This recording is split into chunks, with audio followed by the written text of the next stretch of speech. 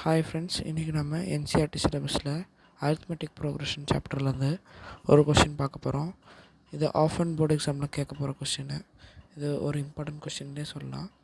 This video is sponsored by Moti shopping. இப்போ இதில் என்ன கேட்டிருக்காங்க, what is the sum of all 3 digit numbers divisible by 7? 7ல் divisible ஆகிற 3 digit நம்பரோட சம் கேட்டிருக்காங்க. 3 digit நம்பர் வந்து 100லேருந்து ஸ்டார்ட் ஆகுது அண்ட் 999ல் எண்ட் ஆகுது. அப்போது இதுலேருந்து எந்த நம்பர் வந்து 7ல் டிவைட் ஆகும் அப்படின்னு பார்த்தீங்கன்னா, இந்த ஃபஸ்ட்டு நம்பரே 105 வருது, நெக்ஸ்ட்டு 112 வருது, நெக்ஸ்ட்டு போய்ட்டே இருக்கும் இந்த ஏபினால், நெக்ஸ்ட்டு லாஸ்ட்டில் 994ல் எண்ட் ஆகுது. இதனால் இப்போ நம்ம ஃபஸ்ட்டு டேர்ம் ஏவை வந்து 105ன்னு எடுத்துக்கிறோம். டிஏ வந்து இது A2, இது A1. D = A2 - A1 எல்லாருக்கும் தெரியும்.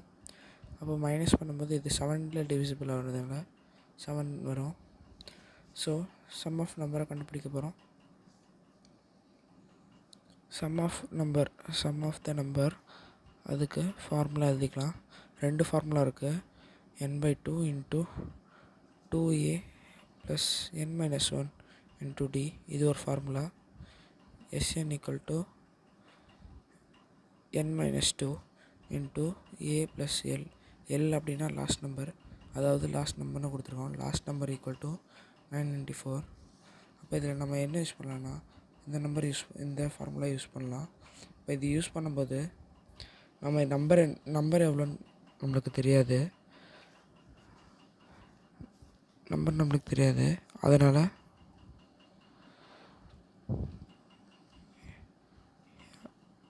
Sn = n/2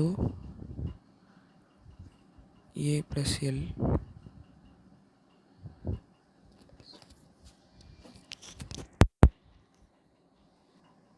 இப்போ நம்ம என்ன கண்டுபிடிக்கிறதுக்கு 994 என்னென்னு அசெப்ட் பண்ணிக்கலாம். Let nth term be 994. இப்போ an = a + n - 1 × d. அப்போ நம்மளுக்கு தெரிஞ்சது a = 105 + n - 1 × d வந்து 7 = 994. அப்போ 994 மைனஸ் பண்ணுறோம். அப்போது n - 1 × d × 7 = 889. இப்போ n - 1 = 889 divided by 7. n - 1 = 127 வருது. n = 128. இப்போ என்ன நம்மளுக்கு தெரிஞ்சிச்சு, இதை எடுத்து இதை வந்து ஈக்குவேஷன் 1ன்னே வச்சுக்கலாம். அதாவது அப்படியே ஃபார்முலாவிலே யூஸ் பண்ணிக்கலாம்.